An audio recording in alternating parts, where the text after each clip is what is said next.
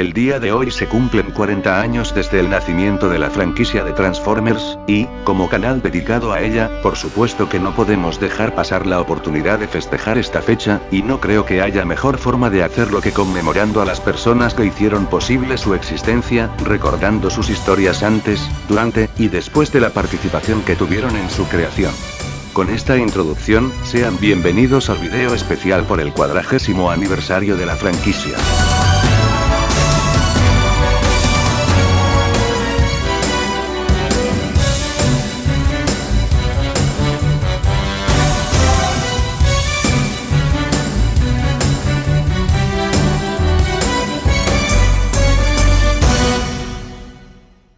Corría el año 1963. Un inventor de nombre Stanley Weston lanzó al mercado su primera patente, G.I. Joe, una línea de juguetes con temática militar que un año después le serían comprados por la empresa Hassenfield Brothers, nombre anterior de Hasbro. Más tarde en 1970 una compañía nipona llamada Takara consiguió la licencia de esta marca para comercializarla en Japón, pero por obvias razones un tipo de figuras que solo servían para hacerle propaganda al ejército estadounidense no se vendieron muy bien allá, así que para no desperdiciar sus moldes decidieron usarlos con el fin de forjar su nuevo proyecto, Henshin Cyborg, línea lanzada en el 72 que constaría de androides translúcidos de 12 pulgadas cuyo patrón de juego se basaba en separar y reacomodar de cierto modo las piezas de sus extremidades, algo que también se podía hacer con los juguetes de los Joe, aunque no estaban planeados para ello.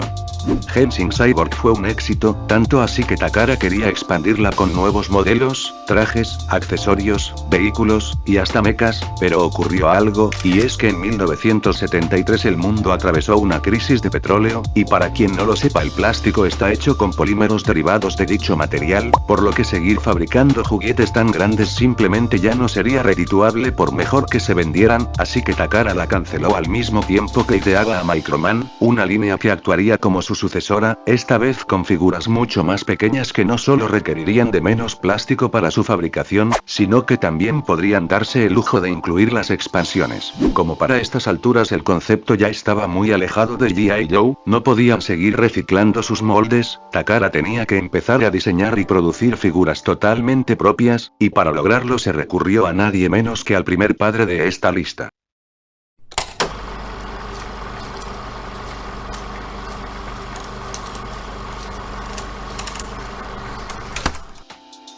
Nacido el 24 de agosto de 1942, Iwakichi Ogawa se convirtió en el jefe de la división de desarrollo de productos para niños de Takara durante su adultez. Por desgracia no pude encontrar información demasiado detallada sobre su vida, mucho menos sobre lo que es de él en la actualidad, pero espero de todo corazón que se encuentre bien. Iwakichi fue el ingeniero principal que pusieron a cargo de diseñar las figuras de la línea Microman desde su inicio en 1974, entre ellas la razón del por qué está en este video, Robotman, el primer juguete de un robot con la capacidad de convertirse en vehículo. La pieza fue lanzada como una especie de mecha para las figuras pequeñas de la susodicha Microman, consistía de un muñeco articulado de 35 centímetros que tiene una cabina en su pecho, varios stickers que se pueden pegar alrededor de su cuerpo como decoración, y la habilidad de desarmarse para que sus partes, reacomodadas de cierta manera, formen su extraño modo vehicular. El ejemplar posee también un mecanismo electrónico que le permite avanzar autónomamente en ambas formas, entre otros gimmicks. Con todo esto no es sorpresa que la obra de Ogawa se convirtiese en un fenómeno dentro de Japón y se vendiera como el pan caliente, así que el vicepresidente ejecutivo de Takara, Nobuyuki Okude, le ordenó al diseñador que creara otro juguete con un concepto similar. Fue así como en 1978 se lanzó Cosmo Countach, un Lamborghini del modelo que sugiere su nombre con 3 variaciones de color, cuya parte trasera se desprendía para convertirse en este pequeño robotcito, que al igual que Robotman pecaba de que su ingeniería se basaba en el partsforming, es decir que debía desarmarse. Según parece esta figura solo era una especie de experimento para ver qué tan posible era producir robots de juguete con la capacidad de transformarse en vehículos más realistas, siendo un moderado éxito, pero aún habría que esperar 2 años para que la compañía nipona empezase a fabricar figuras de este tipo en masa, y para llegar a eso primero tenemos que hablar de la Diaclone. En 1980 el antes mencionado Nobuyuki Okude logró que la compañía lanzara un proyecto que tenía en mente desde hace tiempo, Diaclone, un spin-off de Microman que se centraría en sacarle jugo al concepto de los mechas pilotados que era tan popular en esa época. No obstante, Iwakichi Ogawa ya no fungiría como el diseñador debido a que estaba demasiado ocupado con la línea principal, así que en su lugar la empresa trajo a gente como Takaya Motoki, Miyatake Kazutaka, Tsutomu Inoue, Ken Ichikawa, e incluso el renombrado Kawamori Shoji, futuro creador de macros. La línea en un principio se basó en robots que podían convertirse en criaturas alienígenas, bases y naves espaciales compatibles con Microman. En este tiempo los modos alternos eran bastante, por decirlo de algún modo, fantasiosos, y no sería sino hasta el 82, cuando Okude encargó el lanzamiento de una sublínea conocida como Car Robots, que las formas vehiculares realistas entrarían en acción. Es aquí donde nos topamos al segundo padre del video.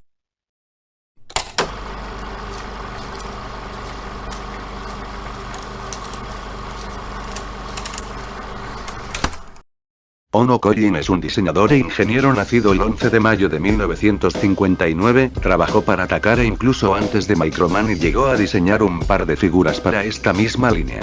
En 1982 todo el ingenio de Ono sería puesto a prueba cuando le encargaron la ya dicha sublínea de Car Robots. Es así como el hombre tomó de inspiración el Cosmo Countach lanzado 4 años antes, y a partir de su modo vehicular creó al Lamborghini el P500 Super Turning, el primer robot transformable que se convertía en un vehículo realista sin necesidad de hacer uso excesivo de partsforming, siendo esto algo bastante innovador. Ono también fue el responsable de diseñar varias figuras más para Diaclone Car Robots, como Tren Robo, el primer Combiner, y a todo el grupo de los Dinosaur Robo, que más tarde se convertirían en los Dinobots. Aunque él no fue el único que aportó a la línea, destacó también el trabajo de Hiroyuki Obara, quien junto al ya mencionado Kawamori Shoji diseñó a Battle Convoy, que terminaría por convertirse en Optimus Prime. En la actualidad Ono Kojin sigue con la compañía, fue una de las primeras personas añadidas al Salón de la Fama de Transformers en 2010, y una de las figuras más recientes que ha diseñado es el Ultimate Optimus Primal de la mainline de Rise of the Beast, destacado por ser el primer molde de la franquicia en contar con lanzamisiles funcionales desde los ya lejanos días de Combiner Wars. También funge como el supervisor de la línea Transformers Masterpiece.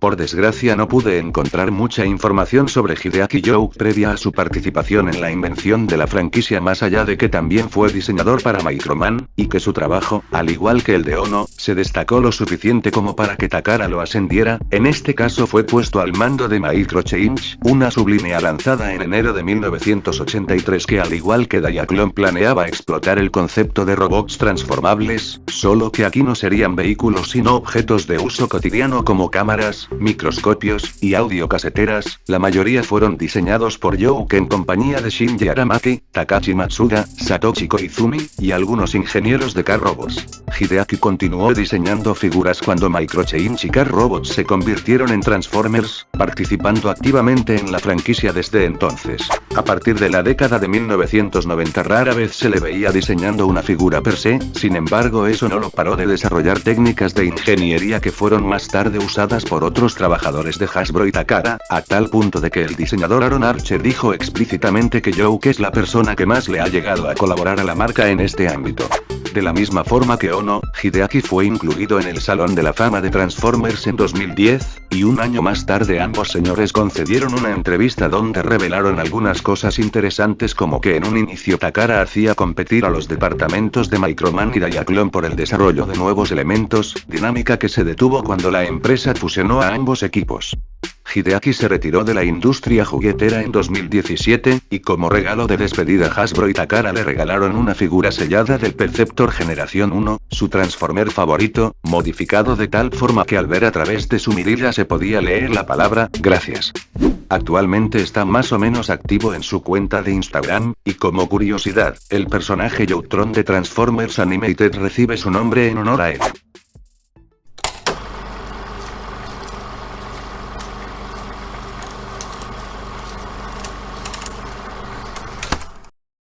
Nacido el 27 de septiembre de 1951, Jim Shooter es un escritor, dibujante y editor de cómics estadounidense que a lo largo de su polémica carrera llegó a trabajar para DC, Marvel, y varias otras editoriales prestigiosas. Shooter empezó en la industria a la corta edad de 14 años, esto para ayudar a su familia que pasaba por problemas económicos. El en ese entonces editor en jefe de DC y principal encargado de Superman, Mort Weisinger, se fijó en él luego de recibir por correo una historia de la Legión de superhéroes escrita y dibujada por el joven, quedando tan impresionado por su talento que decidiría contratarlo a pesar de su corta edad. Hacia fines de los 60 las diferencias creativas entre Shooter y algunos de sus superiores lo orillaron a dejar la empresa, tiempo más tarde buscando asilo en la competencia, Marvel, editorial que en tiempos posteriores entró en crisis debido a una serie de retrasos en los plazos de entrega, y a un constante cambio de editores en jefe que no sabían lidiar con la situación. Afortunadamente Jim hizo uso de su astucia y talento para destacar en la compañía, lo que llevó a que en 1978, con 27 años de edad, se convirtiera en su nuevo editor principal. Ya en la cima el hombre sometió a la Casa de las Ideas a una extensiva reestructuración que terminó rindiendo frutos, con la editorial recuperándose y remontando hasta el punto de que incluso se le pudo subir el sueldo a sus trabajadores. Sin embargo, no todo era color de rosa, ya que el señor fue un jefe sumamente estricto que le limitaba bastante la libertad creativa a sus historietistas,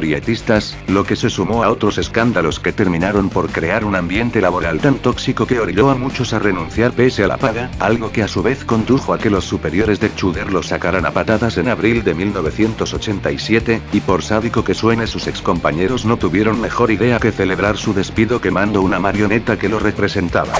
Durante los siguientes años el hombre fundó 3 nuevas editoriales que terminaron fracasando por un u otro motivo, y a partir del siglo XXI ha tenido algunos trabajos sueltos en empresas como Dark Horse, concedido varias entrevistas, hecho apariciones en convenciones, creó una especie de blog, se vio envuelto en un embrollo legal con una de las editoriales que fundó luego de su salida de Marvel, y ganó tanto detractores como defensores dentro del extenso fandom de los cómics.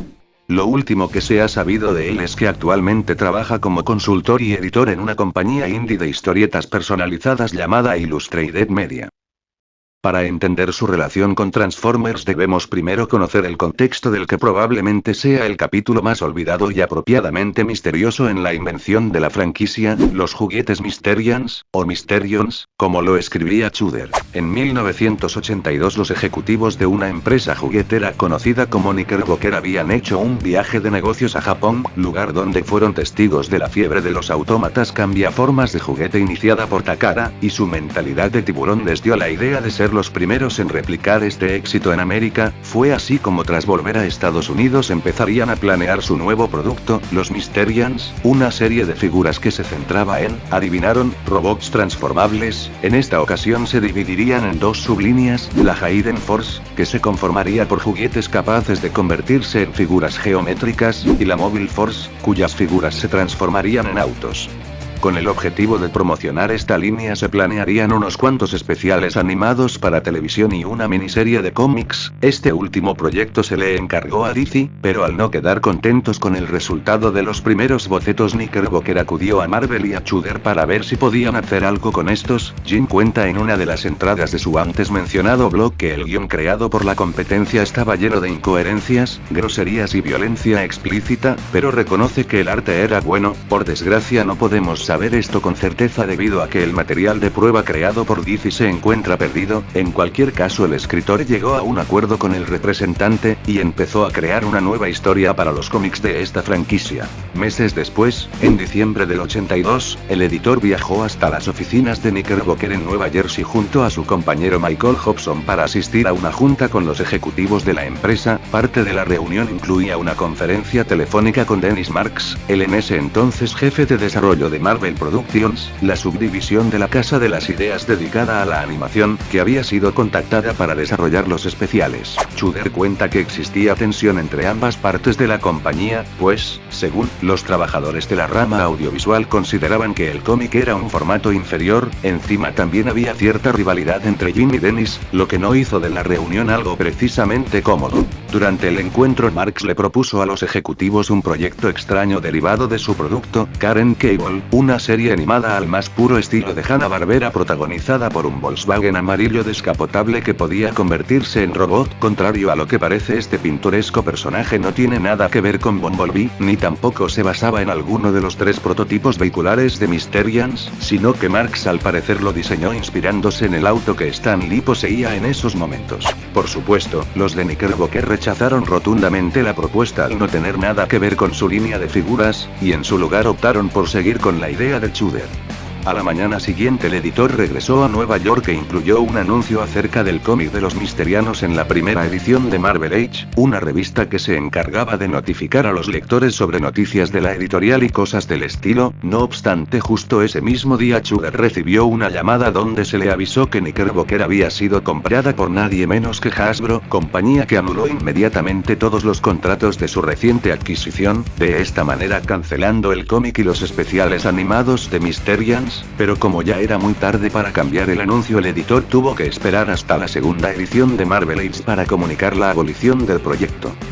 Jim Shooter menciona en su blog que la gente de Knickerbocker tuvo comportamientos extraños en su junta, se veían nerviosos, llegaron tarde y no quisieron hablar de la transacción comercial. También dijo que Hasbro había absorbido la compañía justo antes de la reunión, pero no especificó cuánto exactamente, bien pudieron ser días o hasta horas. Este último escenario explicaría el nerviosismo de los ejecutivos, pero en ese caso, ¿no habría sido más fácil y sensato para todos explicarle a Chuder y Marx la situación en la junta y cancelar todo de una vez? La información es muy borrosa, y todo está a punto de ponerse aún más confuso porque los derechos de los diseños de Mysterians terminaron legalmente repartidos entre la empresa Marchand Incorporated Toys, y, oigan bien esto, Takara. Por razones desconocidas Marchand pudo empezar a vender juguetes basados en los prototipos de la Hayden Force bajo el título original, Mysterians, en 1984, eso sí, con otro logo, mientras Takara de algún modo igualmente desconocido se hizo con los diseños de la Mobile Force, incluyendo uno extra que provenía de un arte conceptual, y los introdujo en la antes mencionada Microchange como parte de la sublínea Minicar Robo, que presentaba figuras de autos mucho más pequeñas y menos complejas que las de Diathlon.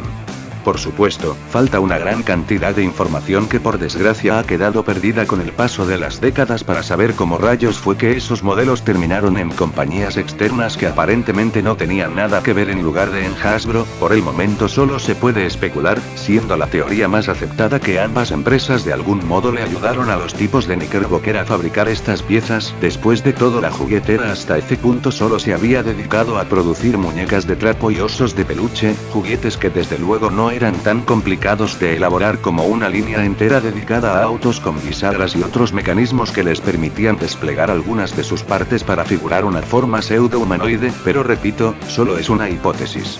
Es en este punto donde debemos dejar un poco de lado el tema de Jim Shooter y de los Mysterianos para hablar de cómo fue que todo este revoltijo de líneas de figuras terminó convirtiéndose en lo que conocemos a día de hoy. El éxito de Car Robots y Microchange llegó a que Takara decidiera invertir en darles un espacio en la Feria de Juguetes de Tokio de 1983, un evento comercial anual abierto tanto a promotores de empresas extranjeras como al público en general, llevado a cabo entre el 16 y el 19 de junio de dicho año. Sería ahí donde un representante anónimo de Hasbro enviado por George Donsey, vicepresidente de desarrollo e investigación de la compañía, quedaría maravillado por estas piezas, contactándose inmediatamente con sus superiores para contarles acerca del producto. Durante los siguientes meses parece ser que si adquirir o no la licencia de estas figuras para traerlas al nuevo continente fue tema de debate entre los altos mandos de la empresa estadounidense, pero finalmente un presentador de ventas llamado Henry Orenstein, frecuente colaborador de Hasbro, pudo convencer a Steven Hasenfield, director ejecutivo de la compañía, y a Sato Yasuta, presidente de Takara, de llegar a un acuerdo para comercializar Car Robots y Microchange en América, con el contrato firmándose el 1 de noviembre de 1983. Al ser dos marcas de juguetes japonesas, Hasbro pensó que si quería mercantilizarlas en Occidente tendría que adaptarlas para ser más identificables en América. Es así que fueron con Griffin Bacal Advertising, una agencia de publicidad con la que habían colaborado anteriormente para renovar la franquicia de G.I. Joe, cuya gente en este caso brindó una lluvia de ideas de la que salieron conceptos como combinar ambas líneas en una, dividir a los personajes entre buenos y malos, y hacer de los robots seres completamente conscientes, desechando así la idea de los mechas tripulados previamente establecida y cortando toda relación que pudieran llegar a tener con Microman. Por si todo esto fuera poco, también sugirieron los nombres de Transformers, para la marca en general, Autobots, para los buenos, y Decepticons, para los malos. Los aportes de Griffin Buckle no se quedaron allí, esta agencia propuso además replicar la misma estrategia que habían usado anteriormente con la antes mencionada G.I. Joe, lanzar una serie animada e historietas para hacerle publicidad a las figuras, ¿y a quién le encargarían la producción de los cómics? Exacto, a Marvel. Ese mismo mes Hasbro envió a Bob Bruce, su vicepresidente de marketing, a presentarle el producto a Jim Shooter, quien no mencionó a los Mysterians pensando que no tenían nada que ver. En todo caso le otorgó los conceptos básicos desarrollados por Griffin Buckle y le encargó crear una historia de fondo a partir de estos. Shooter entonces escribió un tratamiento de 6 páginas donde estipuló tropos tan icónicos como que los Transformers fueran seres alienígenas provenientes del planeta Cybertron, que estuvieran enfrascados en una guerra intergaláctica y que terminaran estrellándose en la Tierra luego de una batalla. Más tarde le entregó el texto y algunos de los juguetes al conocido escritor Denny O'Neil para que éste le diera nombre a los personajes, definiera sus personalidades y ampliara un poco más lo ya establecido. Él hizo el trabajo que le pidieron y recibió una paga por ello. Sin embargo, Shooter no quedó contento con el resultado, pues supuestamente este era demasiado complicado, y el editor creía firmemente que los cómics, al menos los que se basaban en juguetes, no debían tener ese grado de complejidad al estar dirigidos a los niños, mentalidad que se ve reflejada en el hecho de que fue justo luego de su salida de Marvel que se le empezó a introducir más lore a la franquicia con todo eso de Unicron y Primus, pero que me desvío. El caso es que Jim trajo a un nuevo escritor para rehacer el trabajo de Denny, siendo este nadie menos que el último y probablemente más reconocido padre de la lista, Bob Budiansky.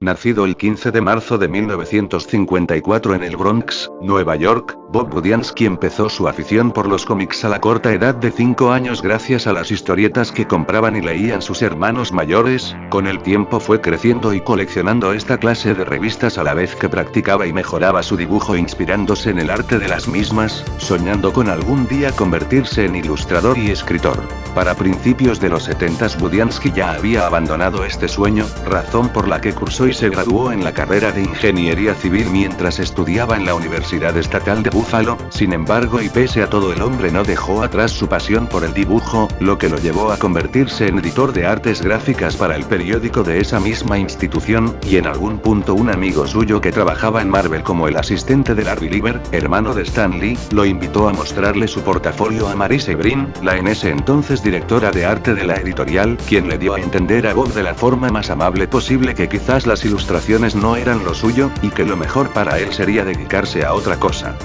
Parece ser que el destino estaba conspirando a favor del joven Budiansky, o al menos a favor de su primer sueño, ya que 6 meses después su amigo dejó su empleo en Marvel, y le ofreció a Bob recomendarlo para que se quedase con el puesto. Este aceptó, concedió la entrevista laboral por teléfono, y fue finalmente contratado en 1976. Una vez en la empresa, a Budiansky se le permitió realizar bocetos, páginas splash y hasta portadas para varios números de los distintos cómics publicados, lo que lo ayudó a escalar en la compañía, incluso llegando a trabajar con Marie en algún momento, quien aún luego de haberlo rechazado meses antes fungió como su maestra y lo ayudó a mejorar su arte. Incluso la sigue recordando con cariño a día de hoy. A partir del 82 Bob se convirtió en el dibujante principal de Ghost Rider, permaneciendo en el puesto hasta la terminación del cómic un año después. A finales de noviembre de 1983 Budiansky fue contactado por Jim Shooter para encargarse de una próxima historieta que la editorial iba a publicar, Los Transformers, y le entregó su tratamiento y le puso como tarea rehacer el trabajo de Denny O'Neil con los nombres y las personalidades de estos robots en el menor lapso de tiempo posible, también proporcionándole los juguetes para facilitar su trabajo. En tan solo un fin de semana Bob Budiansky renombró y definió las cualidades de alrededor de 28 personajes a través de sus biografías, figuras, aunque conservó los rasgos y el nombre de Optimus Prime, sugeridos por O'Neill para Battle Convoy, el juguete de Car Robots que habían decidido poner como el líder de los Autobots. Unos meses después, en la Feria del Juguete Internacional llevada al cabo el 13 de febrero de 1984, Hasbro revela oficialmente al público la primera oleada de la línea original de los Transformers,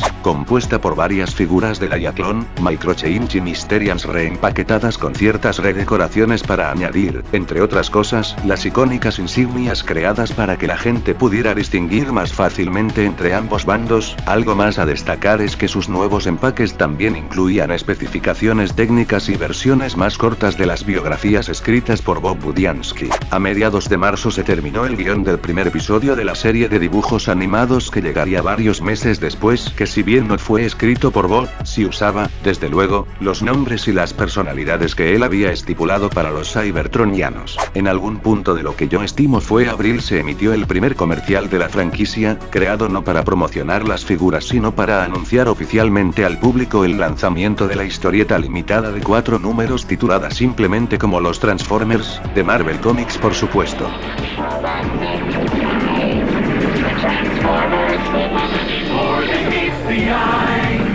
The Transformers from Marvel Comics. Finalmente, con la trama de Bill Mantlo, guionizado por Ralph Macchio, rotulado por Michael Jenkins y Rick Parker, dibujado por Frank Springer, entintado por Kim DeMolder, coloreado por Nelson John Toff, y desde luego, editado por Bob Budiansky, el primer número de esta historia llegó a los kioscos de todo el país el 8 de mayo de 1984, convirtiéndose así en el primer medio oficial de la franquicia puesto a la venta. Como ya fue dicho, Budiansky actuó como editor para esta primera miniserie de en un inicio 4 números, reuniendo y coordinando a todo el equipo que trabajó en ella. Sin embargo, no quedó conforme con el resultado final, así que a partir del 5º capítulo empezó a fungir como el escritor regular del cómic, que pese a ser planteado como una serie limitada había logrado continuar gracias a sus ventas. Durante los siguientes años Bob continuó nombrando y definiendo a los juguetes de la línea conforme salían, tanto a los importados que venían de Diaclone y Microchange como a los creados específicamente para Transformers, siendo que en total le puso nombre a aproximadamente 250 personajes. Si bien tanto Marvel como Hasbro eran bastante permisivos con lo que Budiansky podía hacer en la historieta, este tenía una gran limitación, ya que sí o sí debía introducir en ella a los nuevos juguetes conforme fueran saliendo en la línea de figuras, viéndose obligado a dejar de lado a los Autobots y Decepticons con los que de verdad quería trabajar para hacerle un lugar a personajes que en su mayoría terminarían siendo intrascendentes. Toda esta situación lo llevó a sufrir problemas de estrés que terminaron conduciéndolo a dejar el cómic en 1989, luego de su número 55, entregándole la pluma a nadie menos que Simon Furman, quien anteriormente se había desempeñado como escritor principal en la edición británica. Volviendo a Budiansky, este continuaría con otros proyectos dentro de Marvel. En el 91 contrajo matrimonio con una mujer de nombre Angela Goldman, con quien por cierto tuvo 2 hijos, y creó al que probablemente sea su personaje más conocido fuera de Transformers, Sleepwalker. En 1994 y como producto de una reestructuración, la Casa de las Ideas implementó un sistema donde en lugar de tener solo un editor en jefe tendría 5 que se dividirían las tareas. Bob entonces sería ascendido, y terminaría por supervisar durante aproximadamente un año los lanzamientos de Spider-Man. No obstante, como este método de trabajo acarreó consigo más complicaciones de las esperadas, terminó por ser revocado, y en 1995 la empresa volvió al sistema que tenía antes, con Robert Harris siendo ahora su único editor en jefe. En el 96 Bob, por razones que escapan de mi conocimiento, terminaría dejando Marvel luego de 20 largos años trabajando para ella. A partir del nuevo milenio empezó a conceder diversas entrevistas para el fandom, asistió a la Transformers Collectors Convention de 2004, y 2 años más tarde IDW lo contrató para trabajar en una adaptación en cómic de la película de 1986 por su 20º aniversario. La compañía después le ofreció al hombre seguir escribiendo para la franquicia, pero este rechazó la oferta afirmando que Transformers para ese punto ya era algo totalmente diferente, que estaba encontrando un nuevo rumbo sin él. Un año más tarde declaró que aunque le tenía cariño a esta franquicia y disfrutó mientras trabajaba con la marca, no dejaba de ser solo eso para él, uno de tantos trabajos que tuvo a lo largo de su vida. En 2010 fue incluido, como no podía ser de otra forma, al Salón de la Fama. En la actualidad Bob reside en Faneuil, Nueva Jersey, sirviendo como un director recreativo de gran ayuda para su comunidad. También se sabe que de vez en cuando imparte cursos de dibujo para los jóvenes interesados en incursionar dentro del mundo del cómic. En cuanto a Transformers, sigue bastante activo asistiendo a convenciones como la BozdCon, y aún suele conceder entrevistas para el fandom, donde deja ver su gran modestia al intentar hacer de menos todo lo que hizo por esta franquicia. I take some pride that my creations, when I say my creations, I only partially created Transformers. I came up with some names and personalities. I didn't design the toys. I didn't come up with the concept. So I don't want to make it sound like I'm the creator of Transformers. I had a small part to play. But so I'm very happy that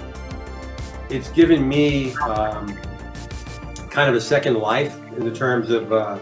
my comic book career, that I get invited to Transformers conventions, and I get invited to these interviews, and I get awards occasionally, and like all this stuff that's happened decades after I left the property. Here, I'll show you some. Everything's within arm's reach. See? This is what I got back in 2010. Well, that was like your trophy for the Hall of Fame, right? That's it. So I'm very proud of that, that they recognize my contribution to Transformers. So it's nice that you get recognized for your work. I appreciate that. I'm not so greedy that everything is about money. But on the other hand, I don't have a piece of it. So if the studio is putting out a new Transformers movie, it means virtually nothing to me. It's not like I'm going to, be invited to the Hollywood premiere or get a credit on the movie. It doesn't work that way. So. Y de este modo llegamos al final del video. Siento haber sacrificado un poco la edición, pero tenía que acabarlo rápido debido a la inminente llegada de la fecha, aunque no sé de qué tanto servirá esto teniendo en cuenta que Hasbro y gran parte del fandom suelen ignorarla y celebrar el aniversario de la franquicia el 17 de septiembre, día en que se estrenó la serie animada, omitiendo el hecho de que las historietas salieron antes, aunque el lanzamiento de la línea Generations Comic Edition me da la esperanza de que tal vez en esta ocasión sea diferente. En cualquier caso me despido, muchísimas gracias por quedarte hasta el final, y en esta ocasión la pregunta será: ¿cuál fue el medio con el que conociste Transformers? Ya saben dónde comentar su respuesta.